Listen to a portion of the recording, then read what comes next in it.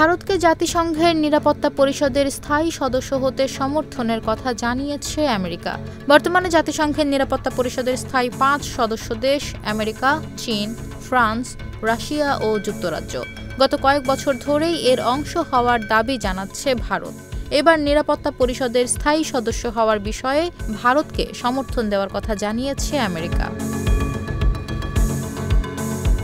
স্থানীয় সময় রোববার ভারতের প্রধানমন্ত্রী নরেন্দ্র মোদি, জাপানের প্রধানমন্ত্রী ফুমিও কিশিদা ও অস্ট্রেলিয়ার প্রধানমন্ত্রী অ্যান্থনি অ্যালবেনিজের সঙ্গে কোয়াড লিডার্স সামিটে প্রেসিডেন্ট জো বাইডেন এক বিবৃতিতে এ সমর্থন জানান। বাইডেন বলেন, সংশোধিত জাতিসংঘের নিরাপত্তা পরিষদ ইউএনএসসির ভারতের গুরুত্বপূর্ণ কণ্ঠস্বর প্রতিফলিত করার জন্য দেশটির স্থায়ী সদস্য পদকে সমর্থন করে যুক্তরাষ্ট্র।